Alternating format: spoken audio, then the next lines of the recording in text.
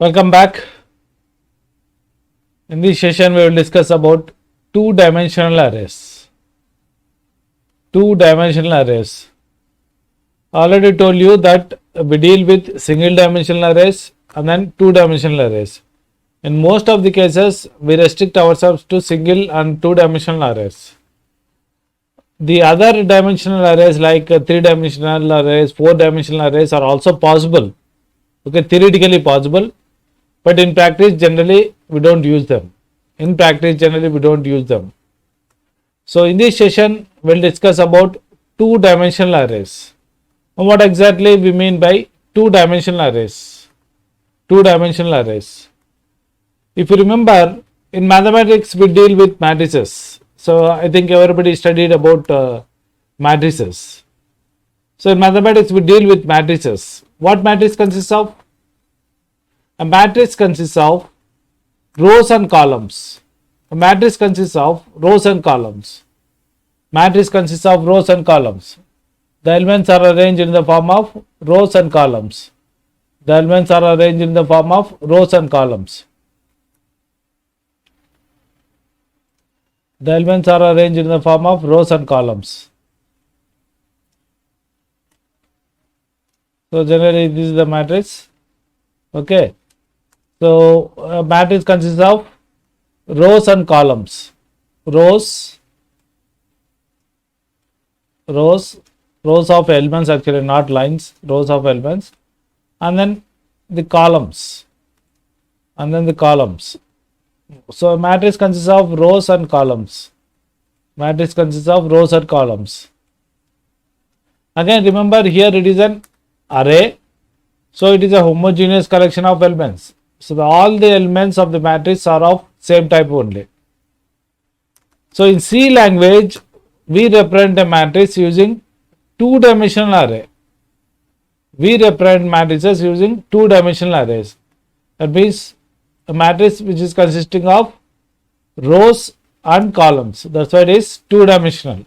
So, one dimension represents rows, other dimension represents columns. But how the matrix is stored in the memory, it's a different issue. Okay, it need not be stored in this form. So, the matrix, the elements are stored, say the row. So, first row elements, second row elements, third row elements, and then fourth row elements. The elements may be physically stored in the memory like this.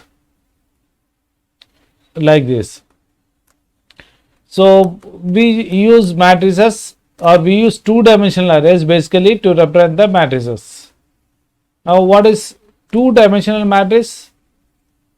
So, in the case of single-dimensional matrix, we saw A of say some 20. So, in the case of two-dimensional matrices, we have two dimensions, say 20, say 10. That means a matrix consisting of 20 rows and 10 columns. Each row consisting of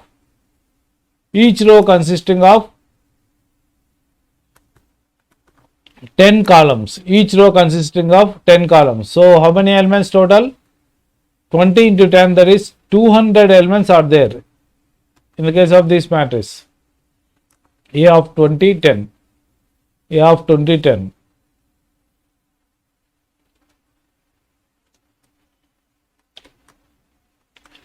How to declare? Declaration is similar to single dimensional array.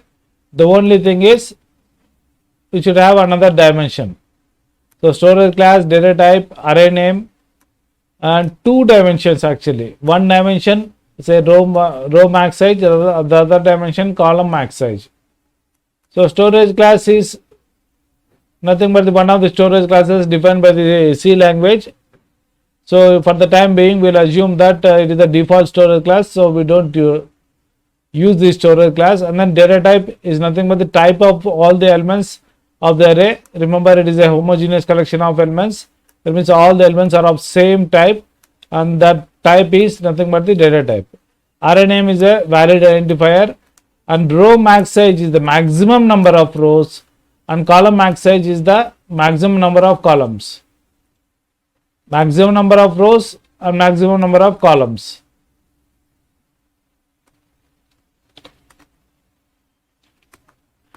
The elements of the array can be accessed by mentioning two subscripts or indexes. In the case of single dimensional array, to access the ith element, we have used the notation a of I. Now here you have two dimensions. So how do you access the individual elements? So use a of I followed by j. So a of ij represents the element in the ith row and jth column.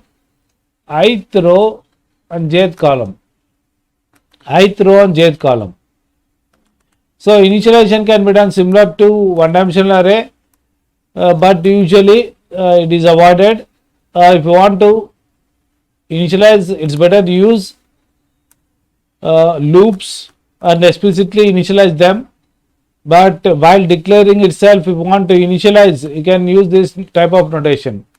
So within the flower brackets, first row elements, then second row elements, like that. So nesting of flower brackets. So the recommended practice is use loops to initialize the elements. So that is regarding the two-dimensional array. So let us take an example. We'll discuss the programs also related to it, but because it is little complicated, little tricky, so we'll discuss some theory related to the program, and after that we'll discuss few programs also related to two-dimensional arrays. Let us first consider the example of addition of two matrices. Let A and B be the two matrices whose addition we want to perform, and let the maximum the size of matrix be m by n in the case of A, and matrix B be p by q. So you have A of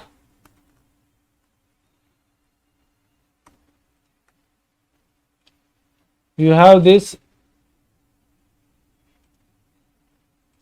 A of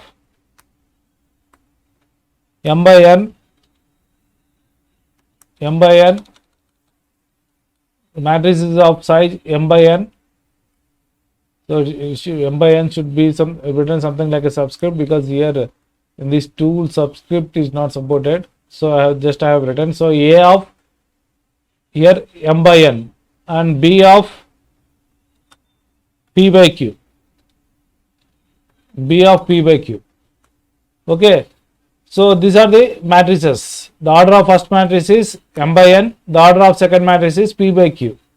Now we want to add two matrices A and B. And let us assume that we are going to add the two matrices, and the addition of these two matrices is stored in another matrix called as C. But first point, we want to add A and B, fine, no problem, we can add. But what is the condition for matrix addition? When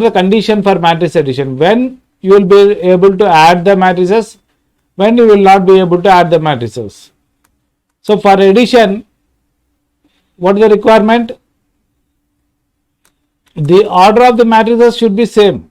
The number of rows in first matrix should be equal to the number of rows in the second matrix, and number of columns in the first matrix should be equal to number of columns in the second matrix. So the number of rows of two matrices should match, number of columns of the two matrices should match. Then only matrix addition is possible. So after matrix addition, the size of C is, you can take it as m by n or p by q. Both are same, because the order of matrices is same for the addition of two matrices.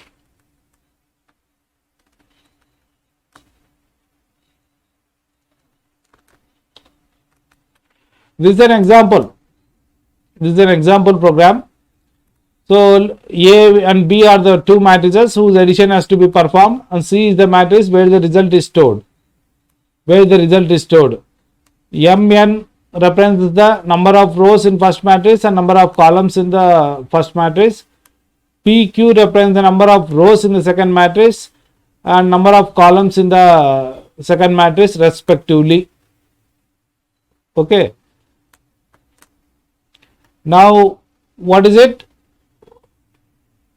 Do you read the matrix elements first? Do you read the matrix elements first?